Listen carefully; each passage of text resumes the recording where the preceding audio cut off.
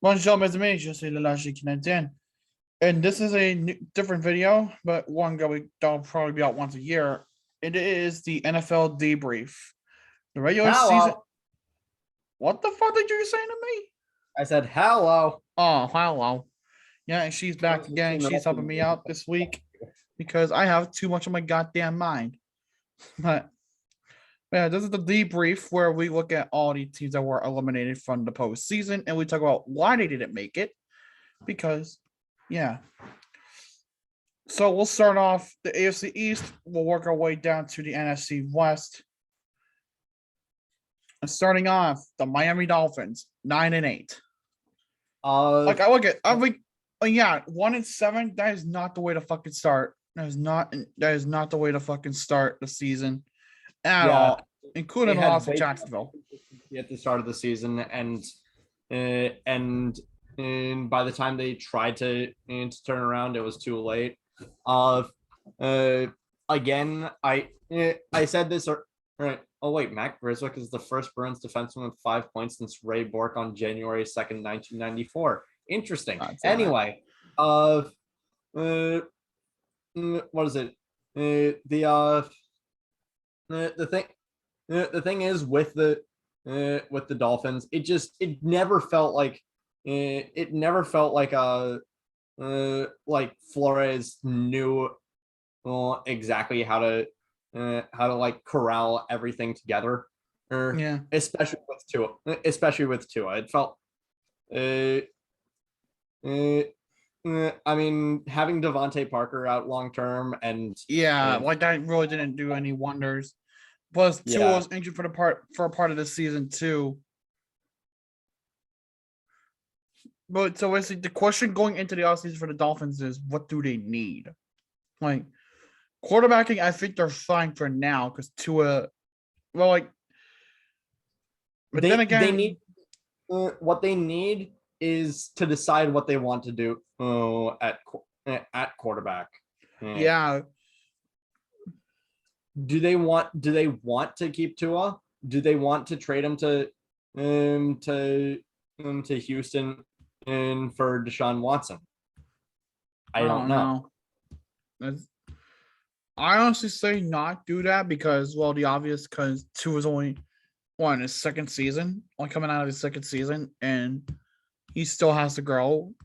And plus, like, quarterbacks have a different development curve than a lot of players. So this is one where they need to find Tua a proper coordinator that can help out with his style of play.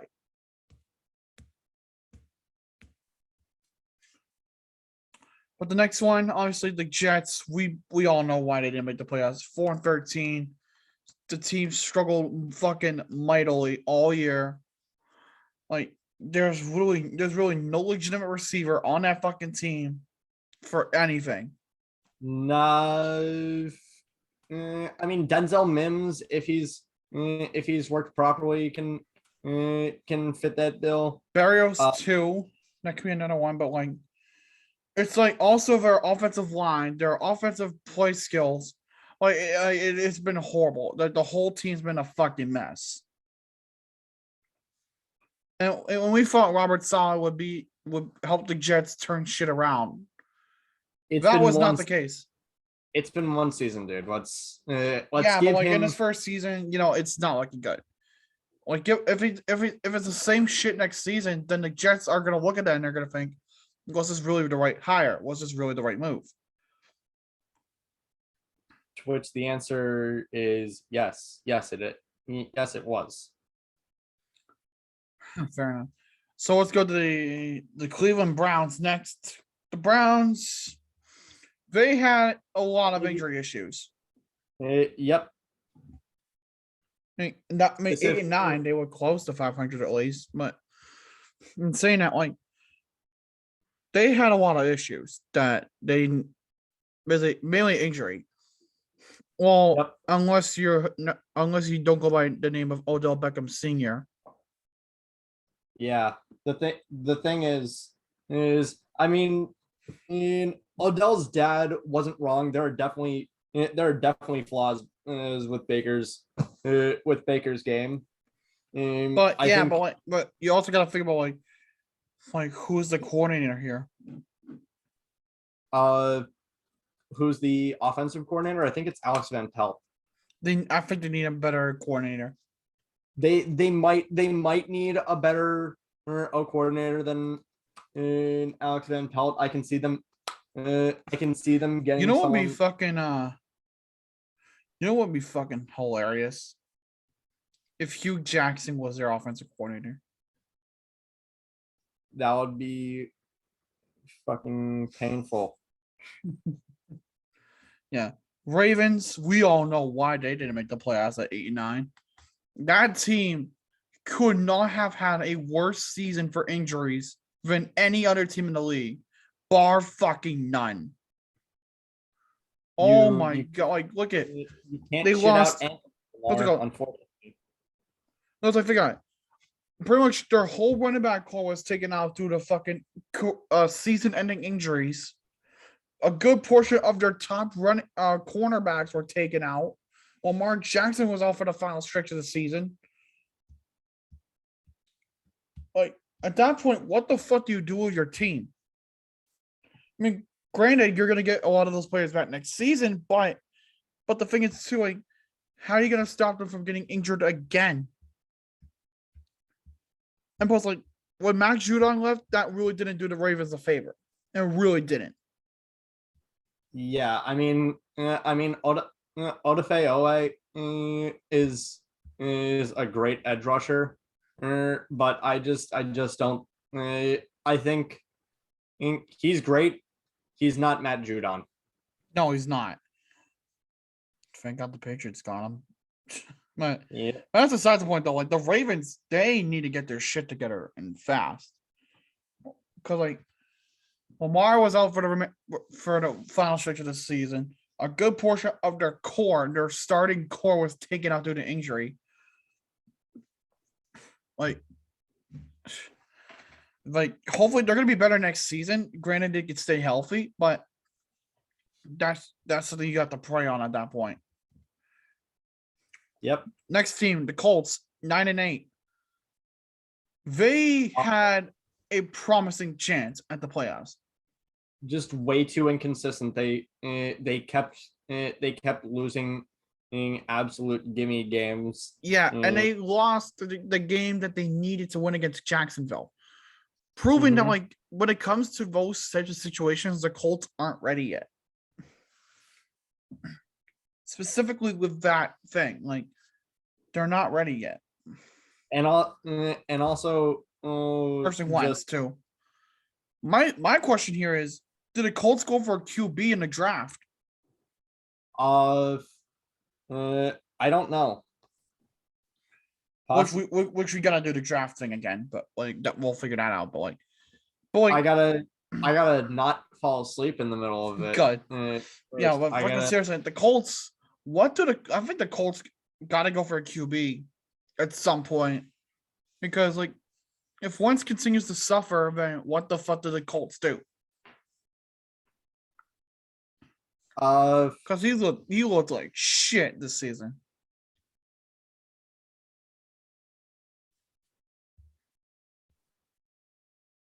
Yeah, I don't know what really else to say about Carson Wentz. And Right. he hasn't really recovered from that ACL tear. Oh no. That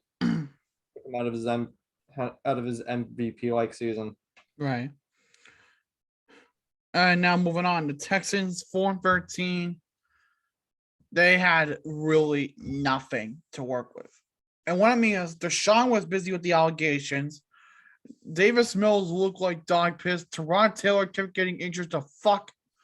They have no sustainable receivers other than Brandon Cooks, if we're talking about consistency. They don't have any consistent running backs. So like, at that point, what the fuck do they do? Like they literally don't have a sustainable team. Because it's like really like one problem after another. They just keep shitting the bed on every single opportunity they've been given. They literally have nothing. That franchise is literally just a wasteland. Bruins won. Nice. Yeah, yeah. I think this season, this next draft and in free agency period are Crucial. when we're really gonna see whether Nick Casario is the correct player for is the correct guy for the job at general manager for them. Yeah, that's gonna be one to look at too. Then obviously there's Jacksonville, 3-14.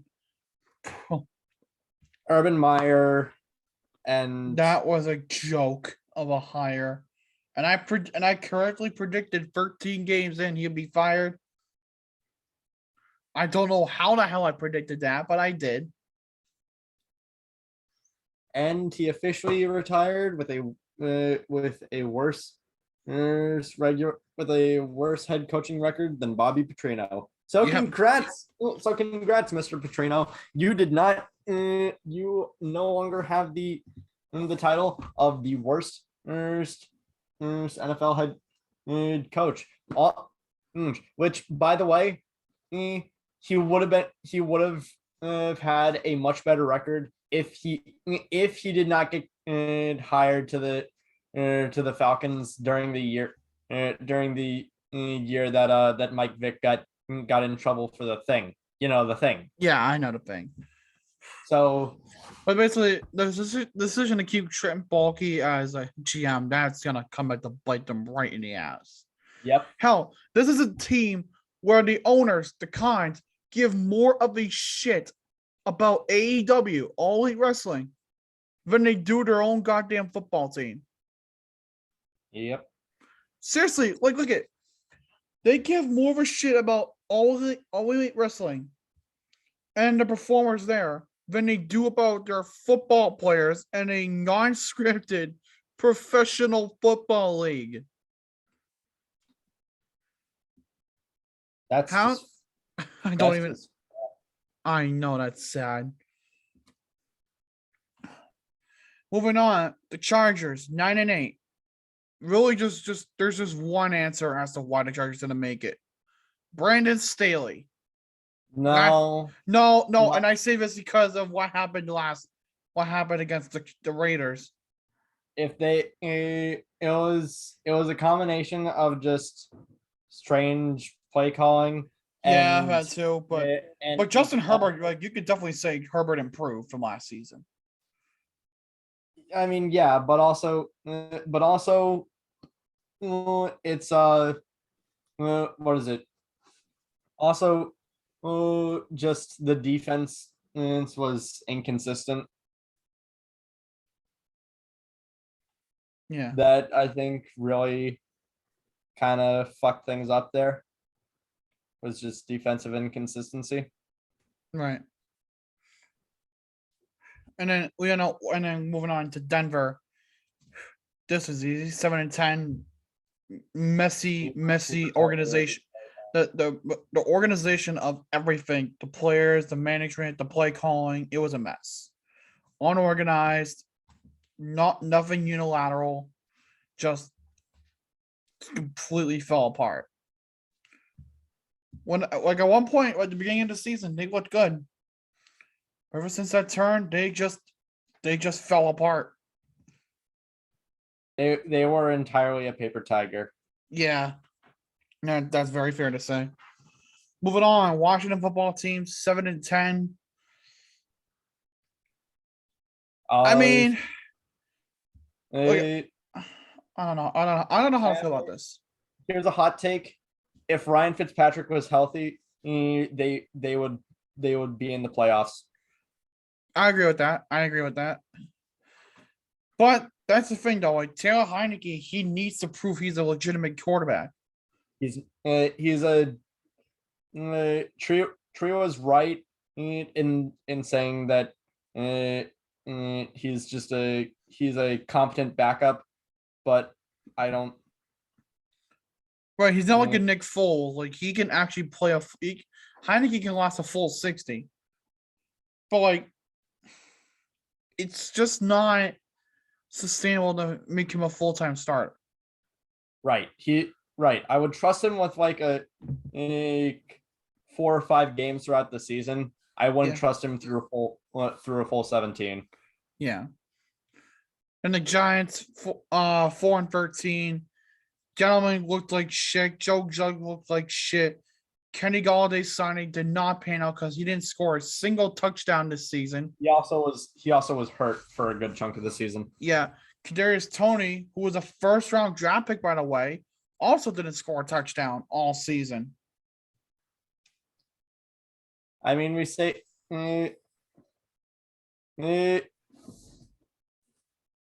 frick.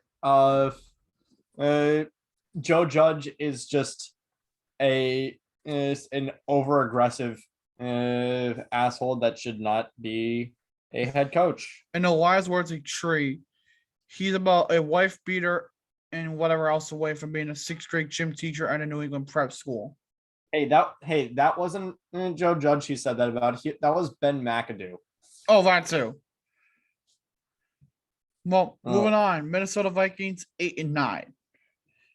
This one, it's a little strange because look, you got like you're being put into a spot where the Vikings fantastic defensive talent, fantastic defensive talent, fantastic offensive talent.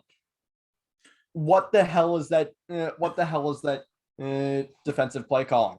Yeah, what is that too? But it's also not playing up to your potential. They definitely have the fucking talent to go far. It's also blowing leads. Right. But they just cannot make anything happen with it. The Vikings' biggest issues this offseason definitely got to be trying to get more talent in key positions that can help out Kirk Cousins and can also help out the defensive side of the ball. Yep. Also, and then Chicago 6-11. This is a cakewalk reason as to why they didn't make it. Right. And I say that for a lot of these teams, but for a lot of them, it is a clear-cut decision. For some, it's not as clear, but for some, it is. The Bears are an example of it is because Matt Nagy was horrible. Could not decide on the QB to save his fucking life. Players just kept getting injured that were severely underused. It was just a shit show in Chicago. Nothing could get done properly, and thus they failed. When you get nothing done, you fail. Mm-hmm. Was that their appearance in last year's Nickelodeon Bowl? And also just who was it? Hakeem Nicks getting injured. Yeah, that definitely didn't do them any favors. The Lions, 3-13-1. 3-13-1. Detroit Lions. They don't have talent. I'm sorry, but they don't. Look, they have some talent. Don't get me wrong. Like Jeff Okudah, he was injured for pretty much the whole season. DeAndre Swift, the whole drama before the season started, but other than that, he's been all right. Well, he has had some what's it called? Some sense of brilliance, but not fully there yet. Amon-Ra St. Brown, he's been great. But, but I think honestly, this season proved more than anything that one of the worst things that could have happened for them was losing both Galladay and Marvin Jones Jr. in the offseason in free agency, and like losing one or the other. Okay, that's a blow to your team, but you can still recover. Losing both, you can't. Plus, like, right. And I think the Lions fired one of their coordinators, didn't they? Yes, they fired their offensive coordinator, Anthony Lynn. Yeah, they fired their offensive coordinator. So really, if they can get their hands on a better coordinator, then they can be all right. But the biggest needs for the Lions heading into next season, weapons for Goff, and some defensive players too. Yep. Definitely those are the biggest areas. Next up, New Orleans Saints 9-8. This one can be summarized by injuries. Jameis Winston, torn ACL, out for the season. Michael Thomas, several injuries that kept him out for the rest of for all the season. And just a bunch of bullshit being forced out of the Saddle Dome because of the hurricane to start the season, like they did in 05. But unlike this time, unlike then, they didn't have Drew Brees. Yeah. And So you the kind vo- of need Yeah, and it's you like, kind of need him. yeah. Like the Falcons, 7-10. Inconsistent talent. Like, because like you see, like every other game or every 3 games or however much, there's that one player that will go off, and then that player the next few games will just look like shit. Okay, it definitely doesn't help with the loss of Julio Jones, but I guess it worked somehow, but not fully. If the Falcons had just better help, then I feel like they could have gone farther, but no. Yep. Then Carolina 5-12, pretty straightforward. The Sam Darnold just does not mold well right now. Not right now. And we felt the change of scenery when he came over from the Jets in the offseason. It just what's it called? It just Although, what is it? Going back to the Falcons, Foye something, but they're I can't remember his middle. I can't remember his last name, but their middle linebacker is fantastic. He led the entire league in tackles this season, and he's just been great. Also, who is it? AJ Tyrell. Well, I think it was. I think so, yeah. Yeah, he's been. I know a lot of people clowned on the. I know quite a few people clowned on the Falcons for drafting him, but they're quickly making that a pretty good, look like a really good draft pick. I mean, they have talent, and they absolutely would have won at least one more game if Calvin Ridley didn't take that leave of absence to focus on his mental health. By the way, Calvin, I highly doubt that you're gonna be watching this video, but if you Yeah. are, But get better, dude. Also, I heard that he requested a trade out of Atlanta. Well, now I know. Well, yeah, that would be that kind of makes sense. Yeah, that does. And then obviously next up we have just fucking lost it. There we go. The Seahawks, the last team.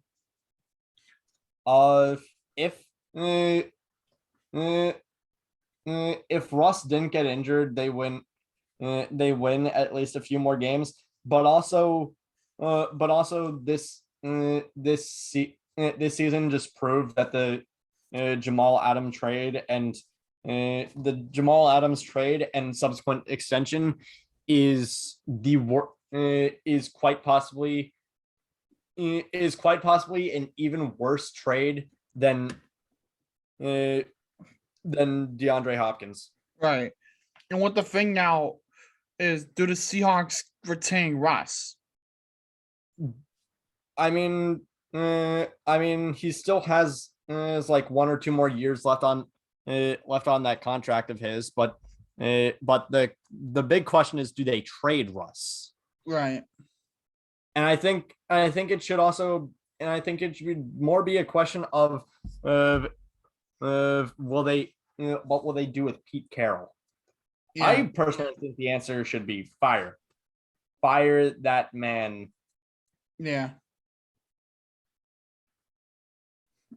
I just don't know, but that was all the teams that did not make the postseason.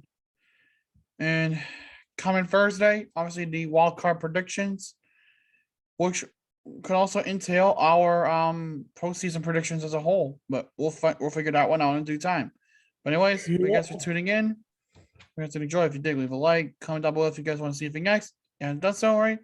Subscribe to the Electrical Nation. And also check out her channel. I'll be on Into the Den tonight with her. Anyways, je suis le lâche canadien. Bonne nuit et au revoir.